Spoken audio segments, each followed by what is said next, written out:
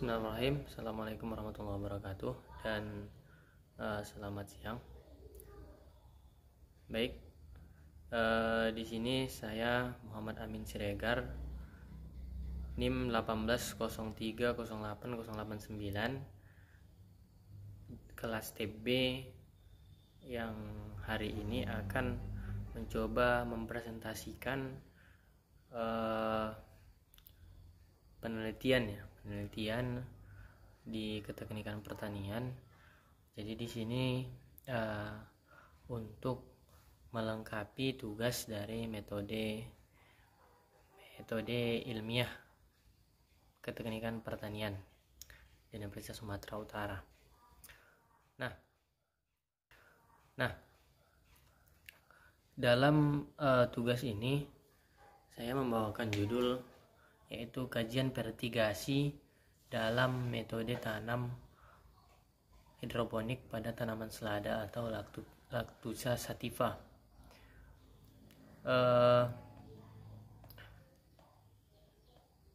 Dimana sama-sama kita ketahui gitu kan, di Indonesia ini atau di dalam kehidupan kita sehari-hari ya kita sangat membutuhkan sayur gitu kan. Jadi saya ada semacam tabel untuk dari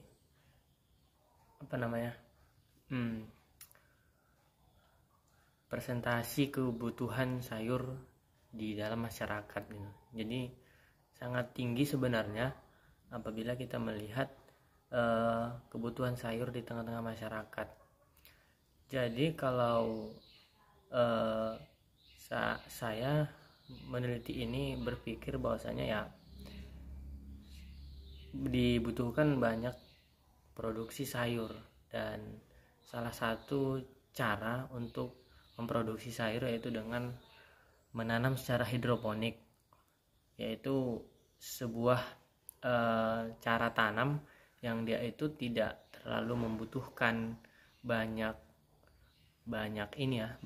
lahan, banyak luas lahan, dan juga mudah terkontrol gitu. Maksudnya mudah terkontrol ya, baik itu dari pupuknya, dari pola tanamnya, rotasi tanamnya gitu. Sepertinya dia lebih mudah gitu.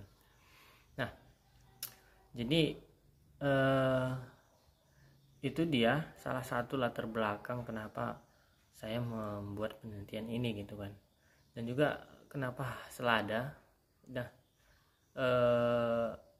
selada ini sebenarnya tanaman yang unik gitu kan, yang dia memang di dalam kandungannya ya memang asalnya rasa pahit, tapi merupakan tanaman ini ya, bukan tanaman oriented gitu, melainkan tanaman western gitu, kebaratan atau istilah kita Indonesianya. Nah, jadi hidroponik selada di dalam kebutuhan pasar dia sangat menjanjikan gitu kan. Nah, apabila di sini kita cobalah bagaimana sih sebenarnya untuk mengkaji fertigasi di dalam hidroponik gitu kan. Nah, jadi untuk teorinya ya, hidroponik itu sendiri berasal dari bahasa ini ya, hydroponics ya, adalah istilah yang digunakan untuk menjelaskan beberapa cara bercocok tanam tanpa menggunakan tanah sebagai tempat menanam tanaman.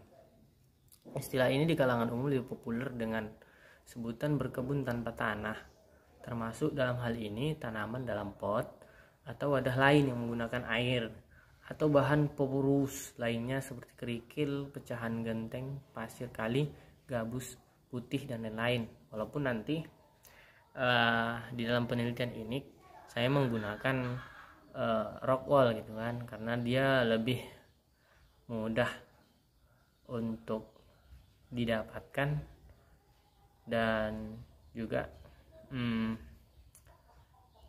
lebih mudah dalam hal pemotongannya, pembagiannya, dan kalau dibuat mulai tanam persemaian sangat mudah gitu menggunakan rock wool. Untuk metode penelitian tersendiri, jadi dibutuhkan alat dan bahan ya. Nah, alat dan bahannya sebenarnya bisa kita dapat di kehidupan sehari-hari. Jadi untuk penelitian ini ya, yang pertama bahannya itu nutrisi AB mix yang bisa didapat di ini ya, di toko-toko pertanian, Rockwool juga, dan kain flanel. Nah, adapun alat-alat yang digunakan karena ini nantinya hidroponik model NFT, Nutrient Film Techniques, maka kita memerlukan talang ya, talang air atau nanti pipa. Kita di sini menggunakan pipa PVC ya. Jadi yang pertama gelas ukur lah. Jadi ukuran berapa bisa nanti untuk mengukur nutrisi, dengan pipa paralon dan juga ember larutan nutrisi, elbow untuk penyambungan pipa T, dop pipa maksudnya ya, untuk menutup pipa itu, baut untuk instalasi, seng bening untuk atap agar kiranya dia tetap ini tidak terkena hujan ya, sederhananya gitu ya, tidak terkena hujan tapi terkena sinar matahari gitu. Kemudian karena ini penelitian ya, alat tulis, kamera digital, kalkulator, pompa air akuarium, timbangan digital, selang plastik, dan netpot. Nah, metode penelitian ya digunakan metode observasi lapangan gitu, dan analisis data, meliputi debit air tanaman yang akan saya ukur nanti, hasil tanaman, konsentrasi, larutan nutrisi yang digunakan. Kemudian perlakuan yang diuji adalah perbedaan lamanya waktu pemberian air irigasi dalam sistem hidroponik dengan bobot basah dan bobot kering tanaman bayam yang dihasilkan menggunakan cara pengujian independent sample test pada tingkat signifikan, yaitu alfa 5% ya. Ataupun hipotesa yang digunakan yaitu H0-nya tidak ada perbedaan yang signifikan antara lama waktu pengairan terhadap bobot basah dan bobot kering gitu. Jadi nggak terlalu menjadi perbedaan yang signifikan antara bobot basah dan bobot kering pada tanaman selada ini. Kemudian ada perbedaan yang signifikan antara lama waktu pengairan dengan bobot basah dan bobot kering pada tanaman selada. Kemudian prosedur penelitiannya ya, dia yang pertama itu pembuatan konstruksi hidroponik NFT atau instalasi ya, modul instalasi bisa disebut di masyarakat itu gitu. Kemudian menyiapkan bahan tadi gitu kan, merancang konstruksi, kita mau bentuknya nanti gimana. Sini kita menggunakan 4 talang pipa pipis ya, 4 talang aja masing-masing itu. 4 talang itu berjumlah 13 lubang dengan jarak tanam itu, jarak tanam lubang itu 5 cm. Menggunakan posisi yang sama pada talang untuk perlakuan, menggabungkan antara talang dan pipa elbow, masang selang plastik gitu. Kemudian karena ini penelitian ya, kita hitung biaya pembuatan hidroponiknya. Karena salah satu rumusan ini ya, masalahnya itu kita juga bagaimana sih sebenarnya analisis ekonomi yang bisa kita hasilkan di dalam hidroponik ini. Kemudian persemaian menyemai. Nah, pertama kita menyediakan persemaian berupa wadah plastik petak itu kan. Nah, Rockwool sebagai media tanam pengganti tanah tadi gitu. Jadi Rockwool inilah yang sebagai media tanamnya. Nah, kemudian karena penyemaian itu ya dibasahi dulu Rockwoolnya, tapi jangan terlalu basah, melainkan sampai lembab. Menaburkan benih di atas media Rockwool dengan jarak yang tidak terlalu rapat. Menutup tempat persemaian dengan plastik hitam gitu. Jadi jangan langsung kena sinar matahari pas kita persemaian, tapi ditutup dengan plastik hitam. Ini bertujuan untuk agar menjaga kelembapan. pada rock wall, sehingga tanaman itu nantinya tidak terlalu kering, jadi tidak cepat busuk, menjagakan busuknya. Kemudian memindahkan tanaman selada ke net pot. Jadi setelah tanaman semai selada tadi sampai ke berjumlah 3 daun, nah itu menurut saya sudah bisa untuk pindah tanam. Kemudian pelaksanaan penelitian ya, parameter yang tentang debit air gitu. Jadi kita pertama isi dulu drumnya, maksudnya drum ini sebagai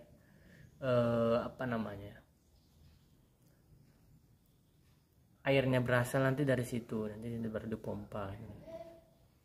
Kemudian melakukan pompa, memindahkan tanaman semain ke talang, mengairi tanaman selada ya. Jadi dalam penelitian ini saya mencoba untuk melakukan vertigasi atau penyiraman mengairi tanaman itu yang pertama 6 jam, yaitu dengan kerja frekuensi itu 2 kali 3 jam gitu dalam 24 jam itu, dari pukul 8 sampai 11 WIB sore hari dan 15.00 sampai 18 ya. Jadi masing-masing 3 jam dihidupkan, habis dimatikan lagi dulu, dihidupkan lagi sore hari. Kemudian 8 jam 2 kali 4 jam artinya, jadi pagi hari 8 sampai 12 dan sore hari 15 sampai 19.